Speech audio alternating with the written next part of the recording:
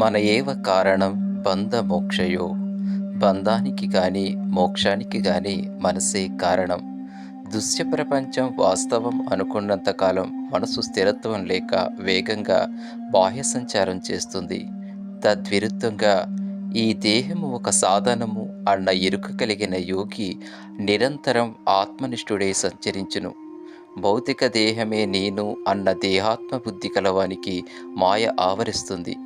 ఈ సరళమైన సత్యాన్ని గ్రహించిన వాళ్ళు మనస్సును అంతర్ముఖం చేయడానికి చేసే ప్రయత్నంలో నిరంతరం వారిలో అంతర్యుద్ధం జరుగుతూ ఉంటుంది. ఆధ్యాత్మిక సాధనలో ప్రాథమికంగా ఇంద్రియ సంయమనం ఎంతో ఆవశ్యకం. నోటితో తీసుకునే స్థూల ఆహారమే కాకుండా ఇంద్రియజనితమైన శబ్ద, స్పర్శ, రూప, రుచి, గంధ అనే సూక్ష్మ ఆహారం మనసుపై ప్రగాఢమైన ప్రభావాన్ని చూపుతాయి. మనిషిలో మాయ ఆవరించడానికి ప్రధానమైన ద్వారాలే మన ఇంద్రియాలు. సహజ సిద్ధంగా ఉన్న నామరూపరహితమైన స్థితిని అనుభవైక్యం పొందడానికి, మనసు అంతర్ముఖం అవ్వడానికి మన పట్ల మనకు పూర్తి అవగాహన కలిగి ఉండాలి. ఆధ్యాత్మిక సాధనలో ఎదురయ్యే అతి సున్నితమైన మరియు విభిన్నమైన అంశాలను ప్రస్తుత ఇతివృత్తం విశదపరుస్తుంది. పరమ భాగవతోత్తముడు బిల్లవమంగళుని జీవితంలో జరిగిన యథార్థ సంఘటనల సమాహారమే ప్రస్తుత కథనం. కస్తూరి తిలకం లలాట ఫలకే వక్షస్థలే కౌస్తుభం అనే శ్లోకంలో శ్రీకృష్ణుని ముక్త మనోహర రూపాన్ని అద్భుతంగా వర్ణించి రచించిన భక్త శిఖామణియే ఈ బిల్వమంగళుడు. ఈ మహనీయుని సన్యాస దీక్షానామం లీలాసుకుడు. ఈ ఋషితుల్యుడు సుమారు 700 సంవత్సరాల పాటు బృందావనంలో జీవించి జన్మ సార్థకం చేసుకున్నారు. ఈ ముని పుంగవుడు బాలగోపాలునితో సహవాసం చేస్తూ బాలకృష్ణుని అపార ప్రేమామృతాన్ని ప్రత్యక్షంగా అనుభవించి శ్రీకృష్ణ కర్ణామృతం అనే విశిష్ట గ్రంథాన్ని రచించిన పరమ భాగవతోత్తముడు. ఈ మహనీయుడు 8వ శతాబ్ద ప్రథమ అర్థములో దక్షిణ భారతావనియందు సదాచార సంపన్నులు, ఆగర్భ శ్రీమంతులు అయిన వైదిక కుటుంబంలో జన్మించారు. తల్లిదండ్రులకు లేక పుట్టినందువల్ల వీరిని అమిత వాత్సల్యంతో పెంచడంతో చెడువాసాలకు తోడై కొడు విలాసవంతమైన జీవితానికి అలవాటు పడ్డాడు.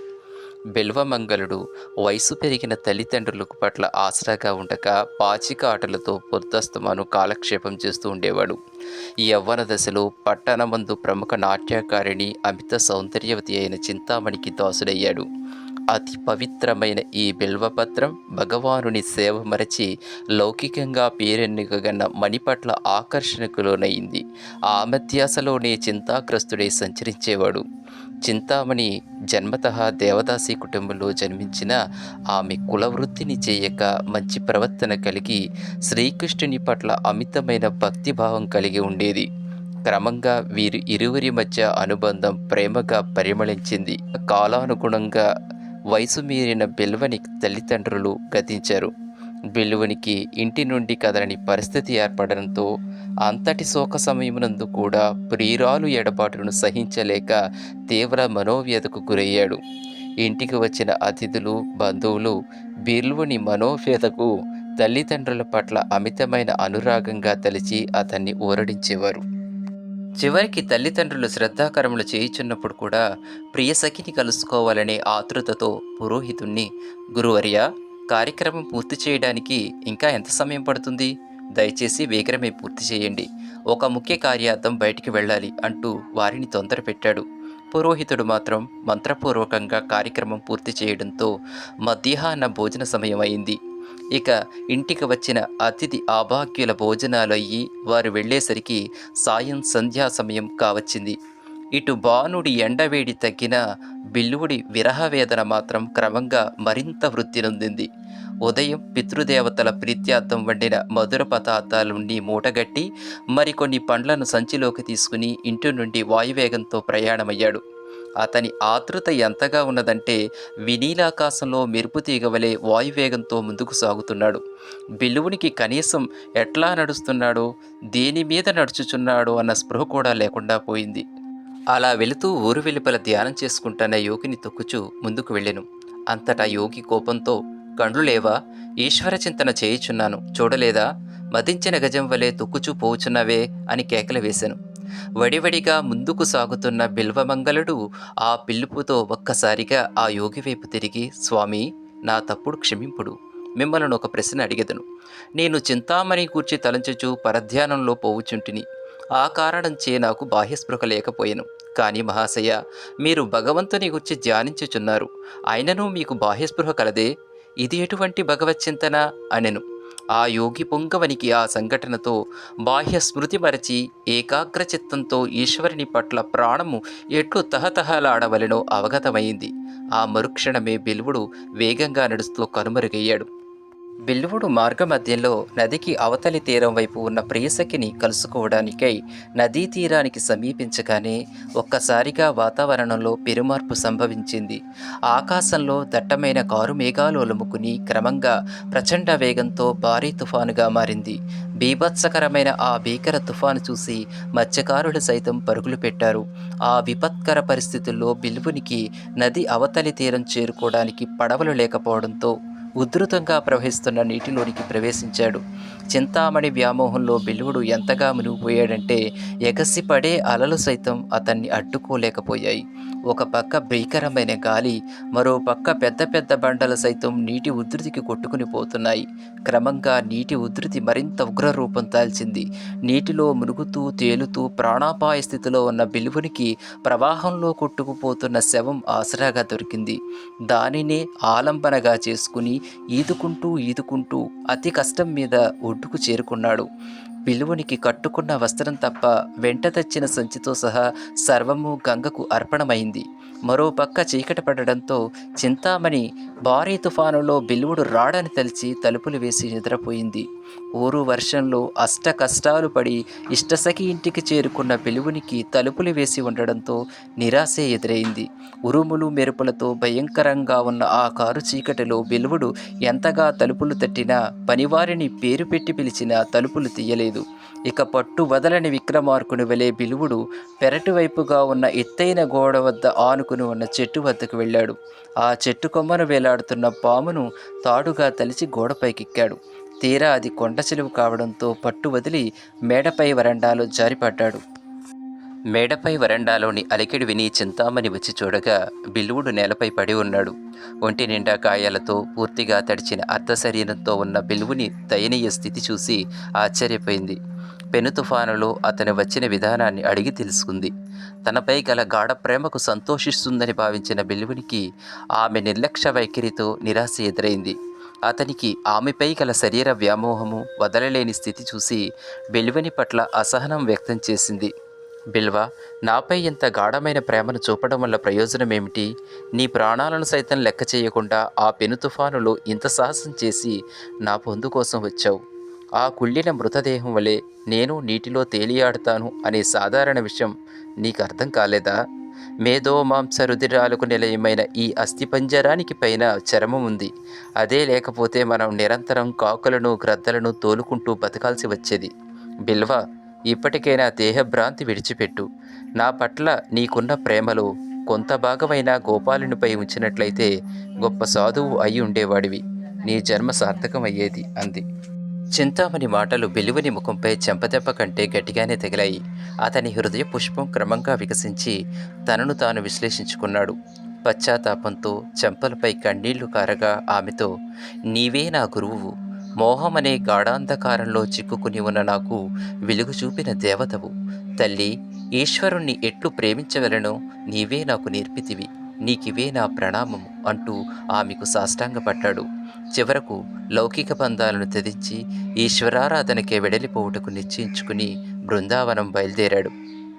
సాధువుగా మారి సుదీర్ఘ ప్రయాణం సాగిస్తున్న బిల్వుడు ప్రయాణ బడలికచే నదీ తీరాన ఒకచోట సేద తీర్చుకునిచుండగా అటుగా ఓ అందమైన యువతి మధురంగా పాడుతూ మంచినీటిని తీసుకుని వెళుతుంది. బిల్వుడు ఆ సముద్ర గాన మాధుర్యానికి మైమరిచి ఆ వైపు చూసేసరికి ఆమె రూపలావణ్య సౌందర్యానికి మంత్రముగ్ధుడయ్యాడు. దృఢ సంకల్పంతో వైరాగ్యం పూనిన బిల్వునిలో ఇంకా కామపు ఛాయలు నశించలేదు. అతనిలో లౌకిక వాంఛలు మరలా చిగురించాయి. భగవద్ దర్శనాభిలాషి అయి బయలుదేరిన బిల్వుడు ఆమె సౌందర్యానికి సర్వము మరిచి మోహంతో ఆమెను అనుసరించాడు. సరాసరి వారింటికే వెళ్ళి దాహంగా ఉంది, మంచినీళ్ళివ్వండి అని వేడుకున్నాడు. ఉత్తముడైన ఆమె భర్త బయటికి వచ్చి మంచినీటిని అందజేసి బిల్వినితో, మీ వంటి సాధువులు మా ఇంటికి వచ్చినందుకు మేము చాలా అదృష్టవంతులము. మీ వంటి సాధువులకు సేవ చేయడం గృహస్థుల కర్తవ్యం. దయచేసి మీకు మేము ఏ సేవ చేయగలమో తెలియచేయండి, సంకోచించవద్దు అని ప్రాధేయపడ్డాడు.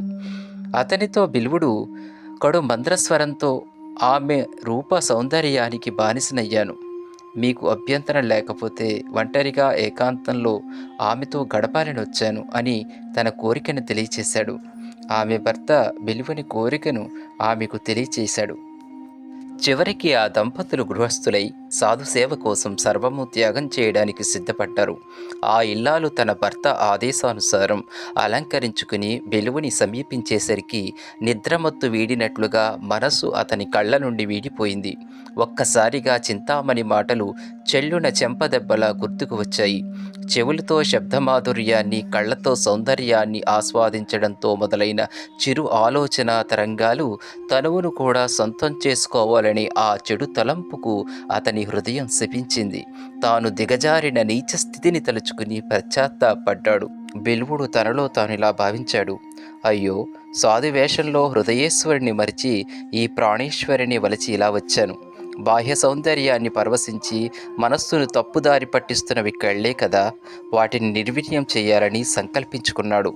కడు వినమ్రతతో ఆమెతో, తల్లి, నీ తల పినీసులు ఒక్కసారిస్తావా అని వాటిని తీసుకుని తన 2 కళ్ళను పొడుచుకుని అంధుడుగా మారి ప్రాయశ్చిత్తం చేసుకున్నాడు.